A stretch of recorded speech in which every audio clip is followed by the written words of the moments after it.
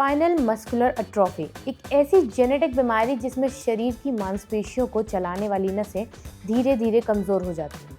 इसकी वजह एक खास जीन है, SMN जीन खराब होने लगते हैं जिससे मसल्स को ठीक से काम करने के लिए मैसेज नहीं मिलता।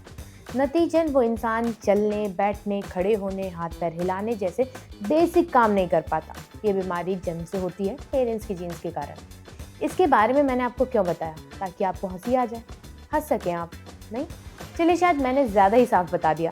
अगर समय रैना के शो में आप ऐसे किसी इंसान के बारे में सुनते तो ज़रूर ठहाके लगा के हंसते थे, है ना? लेकिन आपको ये नहीं पता होगा कि समय रैना को इस पर मजाक करने के बदले क्या रिटर्न देना पड़ रहा है।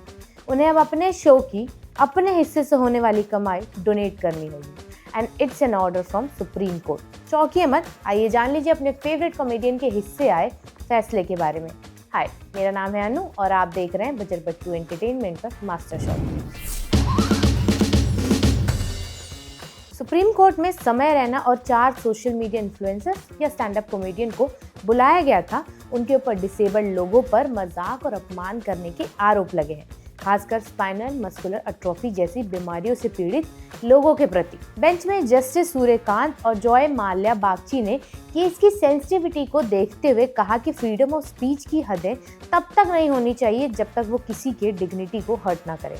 इस मामले में NGO cure SMA foundation of India ने कंप्लेंट फाइल की थी। गाइस देखिए, समय रैना को चाहने वालों को, उनके फॉलो करने वालों को ये फैसला थोड़ा रिजिड लग रहा होगा। ये मामला सिर्फ एक कॉमेडी क्लिप या जोक की बात नहीं है, ये पूरे सिस्टम, पूरे माइंडसेट और हमारी सोशल सेंसिटिविटी का लिटमस टेस्ट बन गया है। समय रैना, विपुल गोयल, बलराज सिंघाई, सोनाली ठक्कर और निशांत तंवर पर सुप्रीम कोर्ट का ताज़ा फैसला दिखाता है कि फ़नी होना और इनसेंसिटिव होना एक ही चीज़ नहीं है। और अगर हंसी किसी की डिग्निटी पर चोट करती है तो उसे एंटरटेनमेंट पर सवाल तो उठना ही चाहिए। कोर्ट ने साफ कहा कि ये कोई पनिशमेंट नहीं, इट्स अ सोशल रिस्पॉन्सिबिलिटी। हर महीने 2 शोज स्पेशली एबल्ड अचीवर्स की इंस्पायरिंग जर्नी स्पॉटलाइट में और उनके लिए फंड रेजिंग। ये बेसिकली एक तरह का सोशल रिसेट है। वही स्टेज, वही माइक्रोफोन, वही स्पॉटलाइट अब उन लोगों की कहानियां एम्पलीफाई करेगा जिनकी परेशानियों पर जोक्स बनाकर ठहाके लगाए गए थे। ये सिर्फ करेक्टिव एक्शन नहीं बल्कि एक पावरफुल सिग्नल है कि आर्ट और रिस्पॉन्सिबिलिटी एक साथ चल सकते हैं। ऐसा करने के पीछे एक बड़ी वजह है कि आज की जेनजी और यंग मिलेनियल्स के लिए कॉमेडी सिर्फ एंटरटेनमेंट नहीं, कल्चर की तरह है। लोग कॉमेडियंस को इन्फ्लुएंसर्स की तरह देखते हैं, फॉलो करते हैं, उनकी बातें मीम्स बनती हैं, रील्स बनती हैं और ओपिनियन शेप करती है। ऐसे में अगर जोक्स डिसेबिलिटी, इलनेस या किसी पर्सनल स्ट्रगल पर हो तो वो एजी ह्यूमर नहीं बल्कि चीप शॉट्स लगते हैं।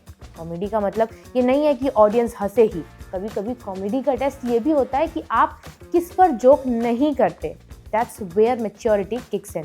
सुप्रीम कोर्ट ने पहली बार इतने क्लियर वर्ड्स में कहा है कि फ्रीडम ऑफ एक्सप्रेशन और डिग्निटी ऑफ वल्नरेबल कम्युनिटीज को बैलेंस करना मैंडेटरी है। ये जजमेंट सिर्फ इन 5 कॉमेडियंस के लिए लेसन नहीं बल्कि पूरे एंटरटेनमेंट इकोसिस्टम के लिए है। कोर्ट ने यह भी इशारा दिया कि डिसेबिलिटी को लेकर मॉकरी रोकने के लिए आगे चलकर डेडिकेटेड लॉज की जरूरत पड़ सकती है, जिस तरह कास्ट या रेस बेस्ड ह्यूमिलेशन पर होते हैं। और ऑनेस्टली कहा जाए तो स्पेशली एबल्ड कम्युनिटी कभी कभी सिंपैथी नहीं चाहती, वो चाहती है रिस्पेक्ट प्लस अपॉर्चुनिटी। उनके लिए organised fundraiser, real stories को मेन स्ट्रीम में लाना और उनके स्ट्रगल्स को स्पॉटलाइट में रखना, ये जेस्चर नहीं, एम्पावरमेंट के टूल्स है। इमेजिन करो, एक ऐसे इवेंट में बैठकर लोग क्लैप कर रहे हैं जहां पहले कभी इनसेंसिटिव जोक्स क्रैक किए गए थे। ये सिर्फ आयरनी नहीं, ये जस्टिस का सबसे सहज चेहरा हो सकता है। कॉमेडियंस के लिए भी ये रिमाइंडर रहेगा कि पॉपुलैरिटी सिर्फ प्रिविलेज नहीं देती, बाउंड्रीज भी देती है। Your punch lines can either punch up or punch someone who is already fighting life with twice the effort, and that thin line decides whether you're iconic or just irresponsible. Supreme Court का ये फैसला किसी का career ending move नहीं है, ये एक direction है। A chance to convert a mistake into meaningful action, a chance to turn humour into healing, a chance to show कि स्टेज सिर्फ लाफ्टर का नहीं, ऑनर का भी हो सकता है। आप कमेंट सेक्शन में बताइए कि आपकी इस वर्डिक्ट पर क्या राय है। क्या ये हार्श है, क्या ये सही है? मैं आपसे मिलूंगी मास्टर शॉट के अगले एपिसोड में। तब तक देखते रहिए बजर बट्टू एंटरटेनमेंट।